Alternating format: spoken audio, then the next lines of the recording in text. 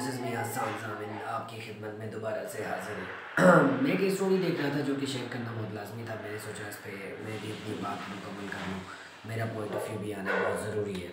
वो बात दरअसल ये है कि आवाज़ उठाना बहुत ज़रूरी है। वो एक मतलब सदियों से ज़माना चला हुआ आ रहा है, जुल्म के ख़िलाफ़ आवाज़, जुल्म के ख़िलाफ़ आवाज़, जुल्म के ख़िलाफ़ आवाज़। तो जुल्म के ख़िलाफ़ सिर्फ आवाज़ नहीं होती और बहुत सारी ऐसी चीज़ें होती हैं जो कि अखलाकी तौर पर होती हैं और उनके ख़िलाफ़ आवाज़ उठाना बहुत ज़रूरी होता है। हमारी अखलाकियात आपको पता है दुनिया भर में जो है ना माशाल्लाह से मानी जाती हैं। अखलाकियात में कितने गिरे हुए हैं हम पाकिस्तानी कौम में। हमारे पासपोर्ट की जो इज़्ज़त कराने की बात है वो तो एक बहुत दूर की बात है, लेकिन हमारी अखलाकियात में तो बहुत मशहूर है पूरी दुनिया में। तो रिसेंटली एक वाक़या हुआ है फैसल मूवर्स के। फैसल मूवर आप जानते हैं एक बहुत बड़ा नाम है और ट्रांसपोर्टेशन में बहुत एक अच्छा नाम है ट्रैवलिंग में, जो कि बाय रोड जो ना बड़ी अच्छी हाई लेवल की क्लास की जो ना ट्रैवलिंग फैसिलिटीज़ देते हैं ओवरऑल पाकिस्तान। इनका ज़्यादातर कंट्रीब्यूशन जो है वो पंजाब में है और इसकी जो पार्टनरशिप है वो अदर सूबों में भी है और सिंध में कराची मीन्स के कनेक्टिविटी है, लेकिन किसी और पार्टनरशिप पे है।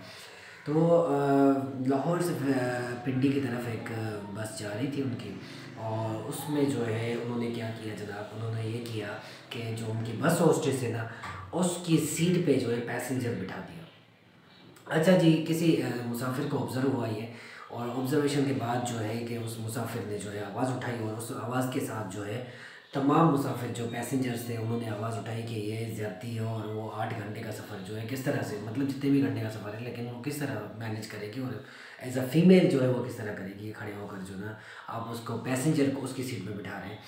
तो उस पर उन्होंने क्या किया कि किसी ने रिस्पॉन्स नहीं किया, ड्राइवर ने इग्नोर कर दिया। फिर इन्होंने हेल्पलाइन पे कॉल की, हेल्पलाइन वालों ने भी कोई इस पर रिस्पॉन्स नहीं दिया। रिस्पॉन्स जब नहीं आया ओनर्स को कॉल की गई, वहाँ से कुछ लोग थे जो डायरेक्टली जानते थे, उन्होंने किया कॉल और उनके मैनेजर्स को कॉल किया गया। उसके बावजूद भी कोई रिस्पॉन्स नहीं आया, ना ही इस पर कोई जो ना एक्शन लिया गया कि एयर होस्ट सॉरी बस होस्टेस की जो है चेयर है उसको क्यों यूटिलाइज़ किया गया एज अ कमर्शियल सीट। अच्छा, उसके बाद जब जनाब बारी आती है, एक आगे सफ़र होता है और बारी आती है, देखते हैं कि चेक पोस्ट आता है, उस पर कंप्लेन की इन्होंने और कंप्लेन करने पर उनको जो है चालान होता है 5,000 रुपये का और 5,000 का चालान करने के बाद जब बस रवाना होती है वहाँ से चेक पोस्ट से, नेक्स्ट चेक पोस्ट आती है, उसी के दौरान नेक्स्ट चेक पोस्ट आती है, एक पोस्ट चेक पोस्ट से दूसरी चेक पोस्ट के दौरान इन्होंने फिर वही हरकत कर दी और बस हॉस्टेस को जो है खड़ा कर किया हुआ था और उस पैसेंजर को जो है बिठाया हुआ था उसकी सीट के ऊपर। रिपीट हुई चीज़ तो दोबारा लोगों ने आवाज़ उठाई और अगली चेक पोस्ट आई तो वहाँ पे उन्होंने फिर से कंप्लेन कर दी और इस बार जो है ड्राइवर का जो है लाइसेंस कैंसिल किया गया और बड़े भारी जुर्माने के साथ उसको जो ना वार्निंग दी गई। तो इस वाक़ये से देखें ना हमें एक छोटा सा वाक़या है और मेरे ख्याल में ये होना चाहिए। हम देखें ना, मैं बसों में बहुत ज़्यादा ट्रैवलिंग की है, बहुत ज़्यादा सफ़र किया है। लोग जो है ना आवाज़ नहीं उठाते, हमारी सर्विसेज डिफ़ाइन नहीं करते क्या सर्विसेज हैं, राइट्स नहीं पता होते कंज्यूमर्स के, अपने राइट्स नहीं पता होते। बेसिकली अगर हम जॉब कर रहे हैं या ट्रेवल कर रहे हैं या खा रहे हैं पी रहे हैं कहीं पे भी, हमारी जो है ना हमें खुद के अपने राइट्स पता नहीं होते। मैं एक बैंक में गया जहाँ पे जो है ना उन्होंने एक बहुत बड़ा नाम है बैंक का, उस पर एक अच्छा व्लॉग बनाऊंगा मैं नेक्स्ट पे, लेकिन मैंने भी उस पर वहीं यही किया था।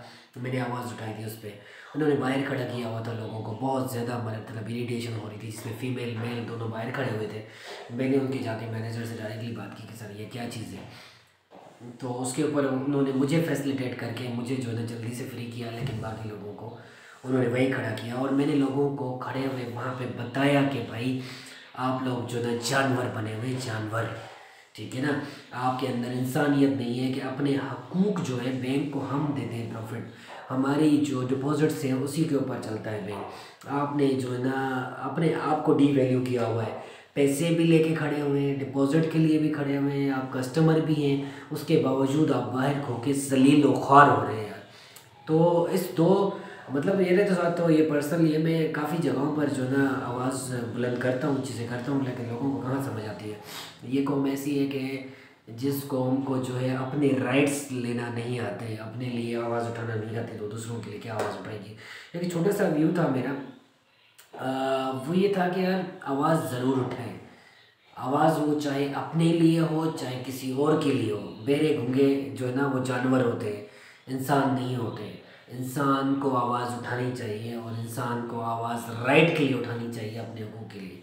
तो अपने हकूक़ चाहे वो इतने हो चाहे इतने हो चाहे इतने हो, सिर्फ गवर्नमेंट से हकूक़ लेना थोड़ी होते हैं भाई। यहाँ पे तो हर एक बंदा जो है अपना हिटलर बना हुआ है पाकिस्तान में। हर एक जो है ना हिटलर बना हुआ है, चाहे वो कारोबारी बंदा हो, बिजनेसमैन हो, जॉब होल्डर हो या कोई भी हो। आप देखें ना फैसल मूवर का कितना बड़ा नाम है, उसके बावजूद उन्होंने क्या हरकत की है यार। बस उस चीज़ को आपने 8 घंटे खड़ा करने के लिए उसको खड़ा कर दिया बस में, और आपने पैसेंजर बिठा दिया 2 रुपये के लिए। कितने का टिकट होगा? 4-5 हज़ार का होगा, उतना जुर्माना लग गया आपको। तो कहने का सिर्फ इतना मतलब है कि भाई आवाज़ उठाएं। आवाज़ बहुत सारी चीज़ों के लिए उठाई जा सकती है, ना सिर्फ ये आवाज़ उठाई जा सकती है कि यार सियासतदान क्या कर रहे हैं, सियासतदान क्या कर रहे हैं। भाई अल्लाह के बंदे, खुदा का खौफ करो। आप सियासतदानों के पीछे लग गए हो। सियासतदान नहीं नहीं, पूरी कौम जो है ना खुद अपने आप में करप्टेड है बेसिकली। सो यू गाइस, क्या आप लोगों ने इस व्लॉग को लाइक करना है, शेयर करना है। अगर आपको पसंद आए तो थैंक यू सो मच इतना सर।